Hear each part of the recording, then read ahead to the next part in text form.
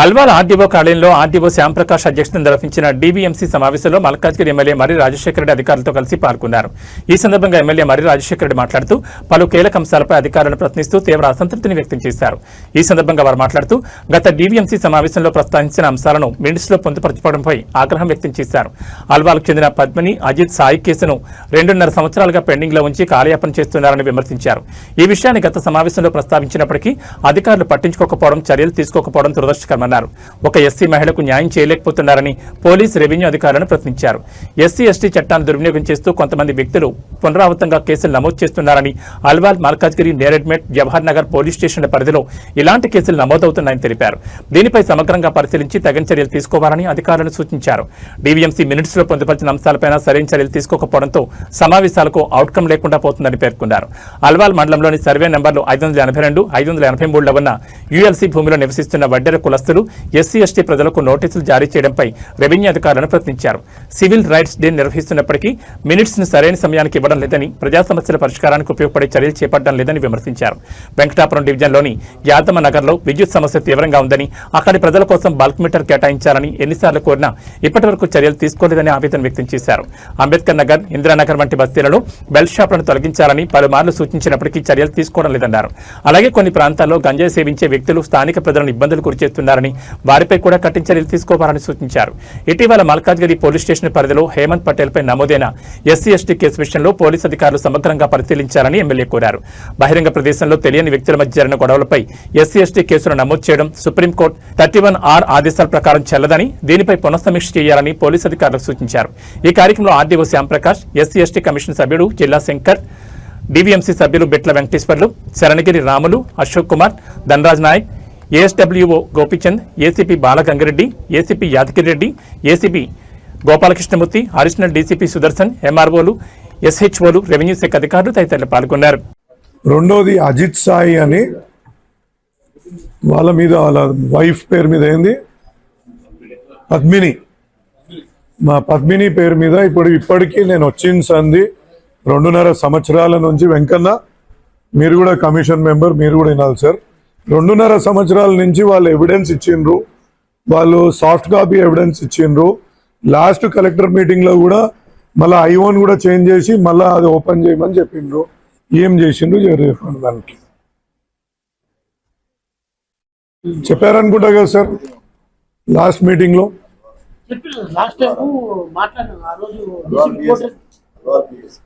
Alwal PS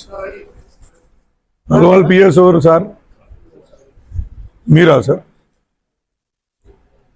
last మనము collector ఆఫీస్లో అంతకుముందు కూడా ఏదన్నా ఆర్డీఓ ఆఫీస్లో కూడా నిర్ణయం జరిగింది.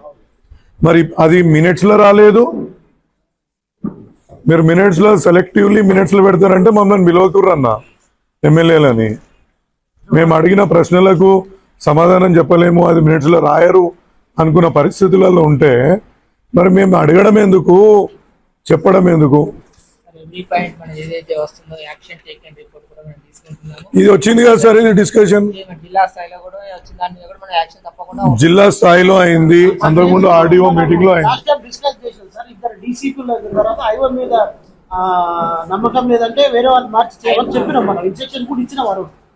దాని మీద 2.5 సంవత్సరాలు అవుతుంది ఆ కేసు అయి. ఇంతవరకు కూడా ఒక ఎస్సీ మహిళకు న్యాయం చేయకపోతే మన ఈ చట్టాలు ఏం చేస్తున్నట్టు, మరి ఎవరికి ఉపయోగపడుతున్నాయో నాకైతే అర్థం అవ్వట్లేదు. మరి ఇది తేలేదాకా నేను ఇడికేం జరగా అన్నా, ఇది తేలేదాకా నెక్స్ట్ ఎజెండా మీటింగ్ ముట్టవద్దు మీరు. ఎందుకంటే ఇది ఎన్నిసార్లు అడిగినా వెంకన్న మీకైతే తెలుసు కదా, మీకు కూడా తెలుసు కదన్నా, మీకు కూడా తెలుసు కదా సార్. అవును సార్, ఏమైంది మరి ఏమైంది అది? అంటే ఒక మహిళకు కూడా న్యాయం చేయలేకపోతే మరి ఎట్లా అన్నా? మనం ఒక మహిళని, ఆమె ఇబ్బంది పడుతుంది, ప్రతిసారి వస్తుంది కూడా మీటింగ్కి కూడా ప్రతిసారి అటెండ్ అవుతుంది, కనీసం మినిట్స్లో లేదు. మళ్ళీ దీని గురించి ఇది తేలేదాకా మనం ముందుకు పోవద్దన్నా. మేము ఇండే కూర్చుండిపోమంటే రాత్రి దాకా ఇండే కూర్చుంటాం, దాన్ని మీరు తేల్చేదాకా.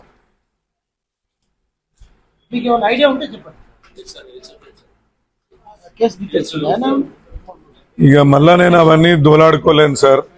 మీ దగ్గర గది కూడా తెలియకపోతే చాలా నేను ఇచ్చాను, ఫైల్ ఇచ్చాను, మళ్ళీ పెన్ డ్రైవ్స్ లో ఎవిడెన్స్ ఎఫ్ఐఆర్ అయింది, మమ్మల్ని పక్కన పెట్టేసినారు. ల్యాక్ ఆఫ్ ఎవిడెన్స్ అని చెప్పి మరి మాకైతే ఏమి ఇన్ఫర్మేషన్ ఇవ్వకుండా ల్యాక్ ఆఫ్ ఎవిడెన్స్ అని చెప్పి ప్రతిసారి నేను పెన్ డ్రైవ్ ఇస్తాను, వీడియోస్ ఫోటేజెస్ అన్నీ ఉన్నాయి అటాచ్ చేసి.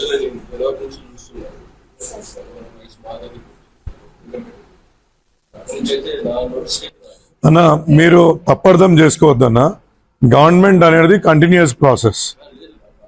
ఇప్పుడు ప్రతి ఒక ట్రాన్స్ఫర్ అయిన ఆఫీసర్ వచ్చి ఈ మాట చెప్తే ఇక మేము ఎవరికి న్యాయం అడగాలి? రెండోది ఆర్డీఓ గారు అప్పటి నుంచి ఆయన ఉన్నాడు.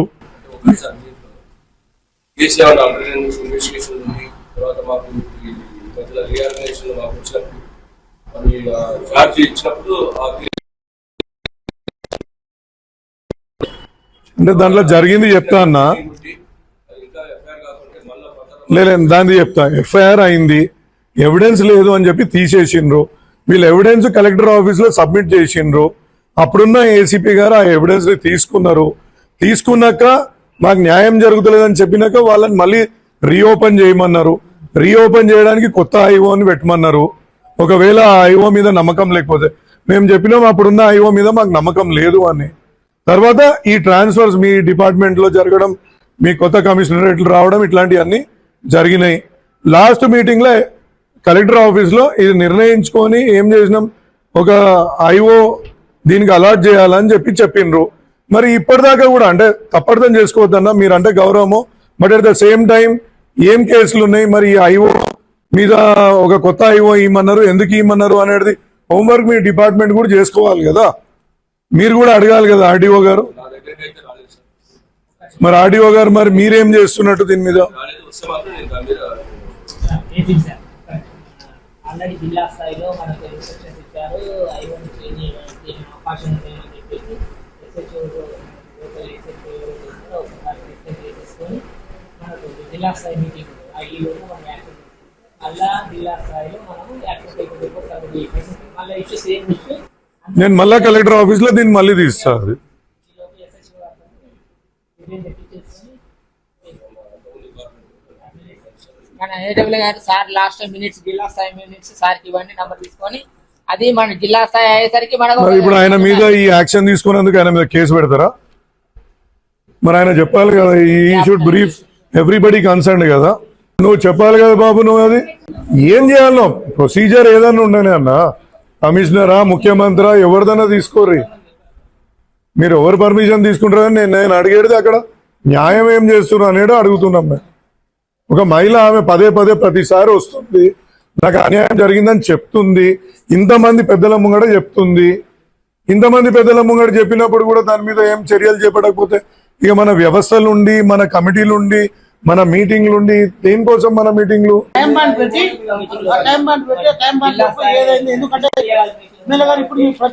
నీ దగ్గర ఇప్పుడు ఎవిడెన్స్ ఉందామా? ఇప్పుడు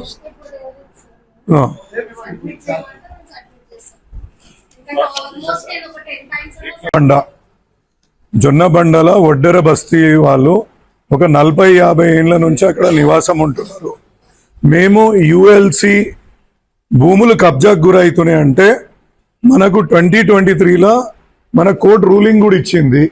కోర్టు రూలింగ్ ఇచ్చినాక కోర్టు రూలింగ్ ప్రకారంగా ఆ రూలింగ్ డేట్ నుంచో లేకపోతే దానికి అందులో మిగిలిపోయిన ల్యాండ్ గురించో దాని మీద నోటీసులు ఇవ్వాలా. ఆ నోటీసులు ఇవ్వకుండా ఈ ఒడ్డెర బస్తీలో ఎస్సీలు కూడా ఉన్నారు ఆడ చాలా మంది, వాళ్లకు నోటీసులు ఇవ్వడం జరిగింది. వాళ్ళు ఒక 40-50 ఏళ్ళు ఆ గుడిసెలలో అక్కడ ఉంటున్నారు. వాళ్ళకి ఎందుకు నోటీస్ ఇచ్చిండ్రు, ఆ నోటీస్ ఇచ్చిన అధికారి పైన ఏం చర్యలు చేపడతారు? ఎందుకంటే ఆ కోర్టు ఆర్డరు దాంట్లో ఉన్న సబ్సిక్వెంట్ గా ఫైండింగ్స్ ఆ బస్తీకి సంబంధించింది కాదు. వాళ్ళని అడ్డం పెట్టుకొని మీ మీద యుద్ధం చేస్తున్నారని చెప్పి ప్రకటించి అక్కడ ఆక్రమణదారులకు చేయూతనివ్వాలనే ప్లాన్ మీద అది నడుస్తుంది. మరి దాన్ని ఎట్లా అడ్డుకుంటారు? అక్కడ వడ్డేరోళ్ళు ఉన్నారన్న, అదేవిధంగా ఎస్సీలు ఉన్నారు, ఎస్టీలు కూడా ఉన్నారు. అందులో అదొక ఎకరా జాగా, అది 37 ఎకరాల యుఎల్సి ల్యాండ్. రోజు రాత్రిల పూట మన ఆఫీసర్ల కండ్ల కిందికేంచే ట్రక్కులు అన్నీ పోయి బిల్డింగ్లు వెలుస్తున్నాయి. ఇప్పుడు నేను అన్ని ప్రతిరోజు దాని మీద ఏం కలెక్ట్ చేస్తున్నా తెలుసా అన్న, వీళ్ళు ఇట్లా ఇంటలేరు అని చెప్పేసి మొన్న ఒక సబ్ రిజిస్టర్ ని సస్పెండ్ చేయించిన రివ్యూ మీటింగ్ లా. సస్పెండ్ అయిందో లేదో తెలియదు నాకు. ఇప్పుడు దాని మీద గూగుల్ మ్యాప్లు తీసుకుంటున్నా, గూగుల్ ఫొటోస్. ఈ రోజు పొజిషన్ ఎట్లుండే, రేపు ఎట్లుంది, గూగుల్ అన్ని ఇచ్చేస్తుంది కదన్న. గూగుల్ పొజిషన్ ఎట్లుంది, 30 ఏళ్ల కింద ఓడుతుంది, 20 ఏళ్ల కింద ఓడుంది, 3 ఏళ్ల కింద ఎవరు ఇండ్లు కట్టిండ్రు, 3 ఏళ్ల కింద ఇండ్లు కట్టలేదు. ఆ డాక్యుమెంట్స్ ని కూడా క్యాన్సిల్ చేయమని నిన్న మంత్రి గారు చెప్పిండ్రు. పేపర్లలో వచ్చింది, అది రికార్డింగ్ కూడా అయింది. ఆడ మాత్రం ఏం చేస్తారు, తెలివిగా ఆడు పేదల మీద యుద్ధానికి నోటీసు వాళ్ళకి వాళ్ళని అజిటేట్ చేపిస్తే నేను ఆ కేసు వదిలేస్తా అనేది వీళ్ళ అంటే దాని ఇంకో పెద్దల ఉద్దేశం. మరి అక్కడ ఉన్న వాళ్లకు ఏ విధంగా నోటీసులు ఇస్తారు, మరి ఆ కులసుల మీద 31G ప్రకారంగా 31F ప్రకారంగా అది తప్పు, POA చట్టం ప్రకారంగా మరి అది ఏ విధంగా చేస్తుందో చెప్పండి. అందులో లేరు. అందులో దేనికి ఏమన్నది కోర్టు, మీకు 2023లో కోర్టు ఆర్డర్ ఇచ్చింది. కోర్టు ఆర్డర్ లో ఎవరైతే రెగ్యులరైజ్ చేసుకుండ్రు, దాని చట్టం ప్రకారంగా తెచ్చుకుండ్రు, ఈ ఆర్డర్ కి ముందు అంతకుముందు ఎవరు నివాసం ఉంటుండ్రు, తర్వాత ఎవరు నివాసంకి వచ్చిండ్రు. సార్ అది నేను మళ్ళీ కలెక్టర్ ఆఫీస్ లో తీస్తాను.